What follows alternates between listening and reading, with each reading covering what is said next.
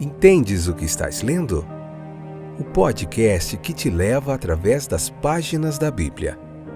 Livro por livro. Capítulo por capítulo. Uma exposição bíblica emocionante. Aperte os cintos e embarque comigo nesta viagem.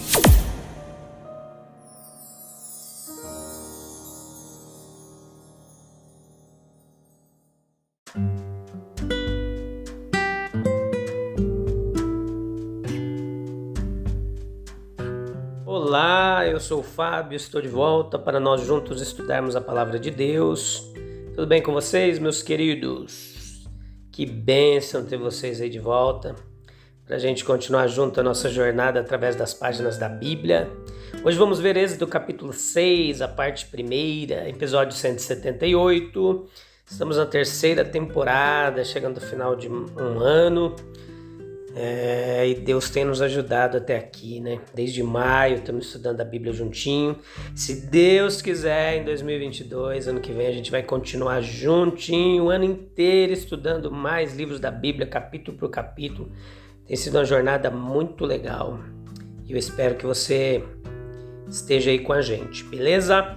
Vamos lá ver hoje o significado desse nome Yahvé, toda a morfologia da palavra, o seu significado, o que isso representava para os patriarcas, qual a diferença entre o nome Yahvé e o nome El Shaddai, qual já era conhecido deles. A gente vai ver tudo isso hoje, não sai daí que vai ser muito legal. Então os patriarcas, essa relação com o nome de Deus, Yahvé, o contexto todo se relaciona claramente com o comentário que Deus estava prestes a fazer sobre este nome em obras, em ações. Leia o capítulo 6, meu querido, e depois escute a explanação em oração, com calma, com o coração num lugar em silêncio, com o coração aberto para receber a palavra de Deus, esse aprendizado aqui que é muito edificante. Então, veja comigo que o nome não é aqui anunciado, mas é pressuposto como conhecido. Ele disse, meu nome Jeová. Em Êxodo, no capítulo 3, versos 14 ao 16, nós vimos que já tinha Jeová, o Deus de seus pais, essa relação onde o nome é anunciado, expressamente referido como nome de data mais antiga. Então, lá quando Deus apareceu a Moisés na sarça, ele já disse, né?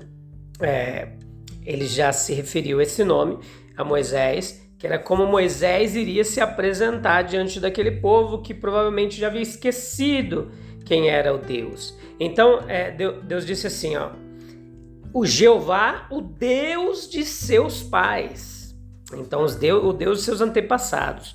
O conhecimento de Deus por esse nome, na passagem presente aqui, tem uma referência óbvia a um conhecimento derivado da manifestação dos atributos divinos que estão implícitos no significado do nome. Se nós fôssemos comparar Jeová com El Shaddai, o Deus Todo-Poderoso, que significa, ele denota em Deus o simples atributo de poder, o Todo-Poderoso. Um poder exercido principalmente no contexto da vida natural e da vida real. Jeová, por outro lado, tem um significado mais profundo e amplo, infinitamente mais completo e rico. Ele denota Deus como possuidor das perfeições do absoluto, auto-idêntico, imutável, aquele que não muda, e autoexistente e eterno. Deus é eternamente o que ele é. Êxodo 3,14. O ser que é e permanece um consigo mesmo em tudo o que pensa, propõe e faz. Isso implica, junto com a imutabilidade, né, que ele não muda, o atributo da liberdade autodeterminada, aquela regra ilimitada de domínio, soberania, aonde? Nos mundos da matéria e da mente, que é a essência da concepção do absoluto. A linguagem meio teológica aqui. Escute de novo que você vai entender. Na continuação aqui você vai compreender isso de forma mais simplificada. Tudo que Jeová quis, isso fez no céu, na terra, nos mares e em todos os lugares. Salmo 136 nos dá essa ideia. Jeová, ele é Deus em cima no céu, embaixo na terra, não há outro, Deuteronômio 4:39. Além disso tudo, Jeová é o Deus de propósito gracioso. Foi isso que deu ao nome seu profundo interesse para os escravos hebreus, que provavelmente não seriam muito influenciados por concepções puramente ontológicas, não. A esfera escolhida para a manifestação dos atributos denotados por esses nomes de Deus foi aquela marcada pelas promessas da aliança.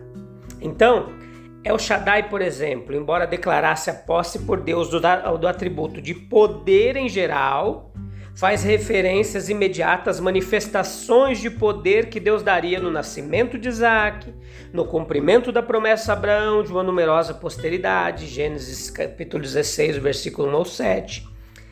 Ele representa o poder trabalhando no interesse da graça, em subserviência ao amor. O mesmo se aplica ao nome Jeová.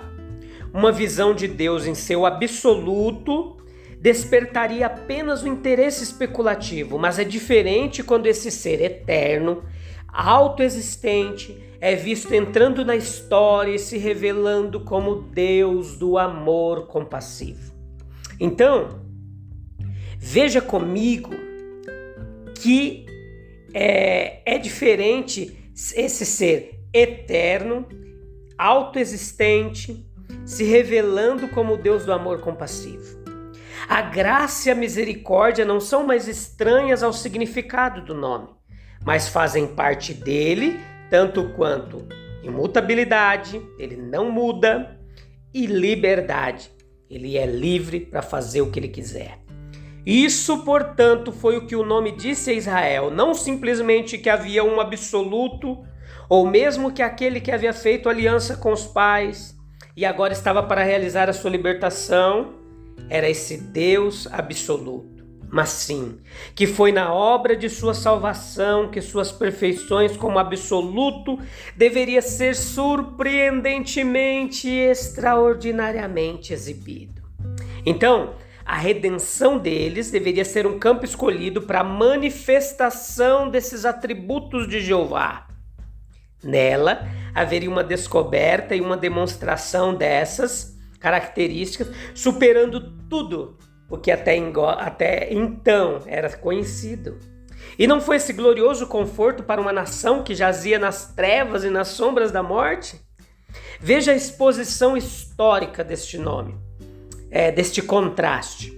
Deus revelado como El Shaddai, versículo 3, Deus se tornou conhecido como El Shaddai no nascimento de Isaac, no cuidado exercido pelos patriarcas em suas andanças, Gênesis 28:15, na provisão feita para suas necessidades temporais, Gênesis 45, versos 5 ao 9, no aumento e preservação da raça escolhida no Egito, Êxodo 1, 7, 12, 20, Êxodo capítulo 3, versículo 2.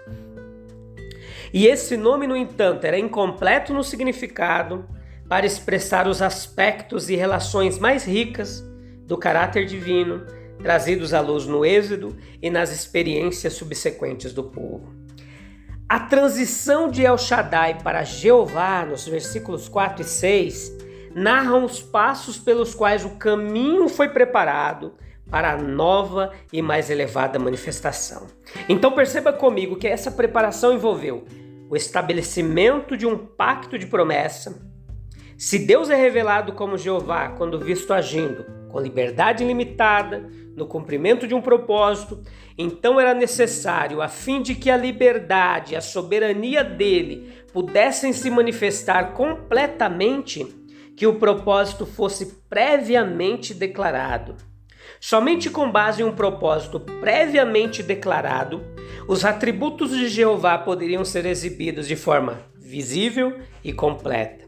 Por meio de tais ações, libertar o povo, adotá-los como filhos e estabelecê-los na terra de Canaã, Deus tornaria manifesto que ele era de fato Jeová, o Deus deles. Que fantástico!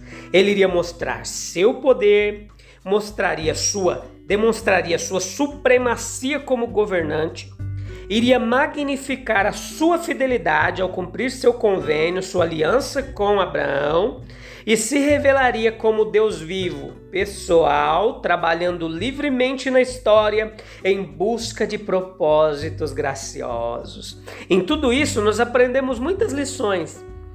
Como é maravilhoso contemplar Deus na majestade de suas perfeições, como o grande eu sou, o ser absoluto.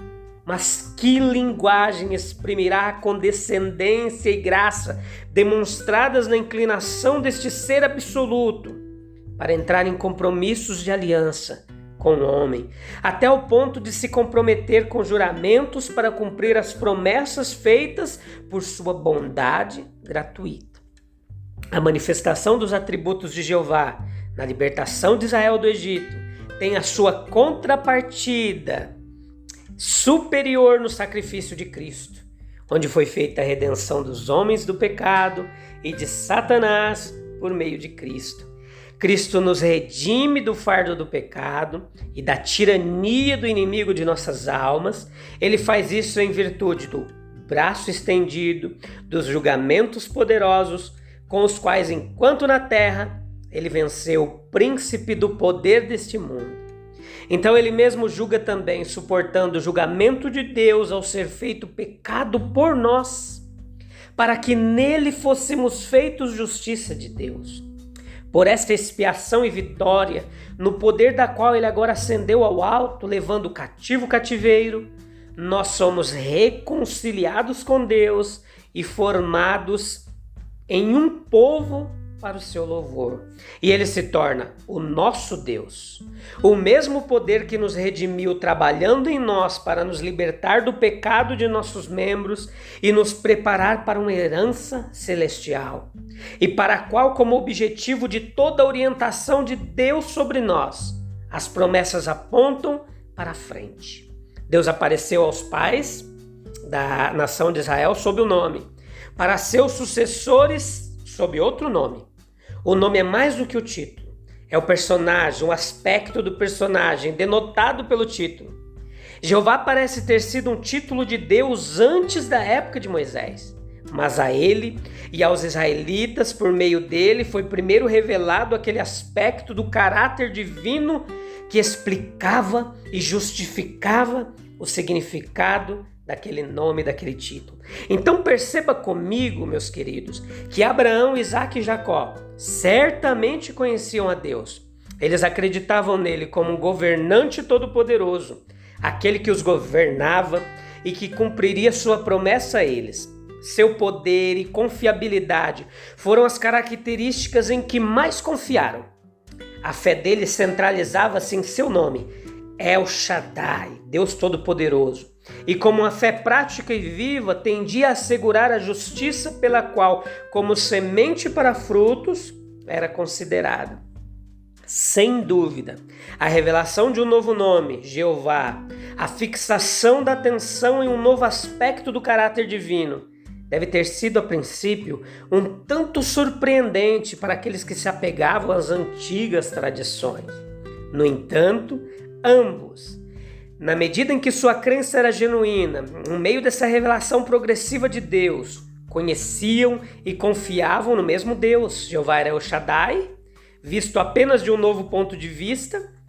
Não havia contradição entre os dois nomes. Um Deus possuía os dois atributos e vários nomes, revelando seu caráter. A esperança no coração das pessoas parecia extinta ali. Até mesmo a fé de um Moisés estava cambaleando com os obstáculos a serem encontrados.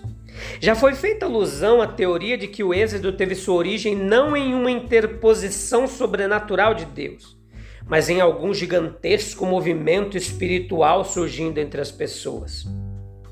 Mas os fatos nesse capítulo, se alguma coisa do caráter da história lhes pertence, descartam exclusivamente essa teoria.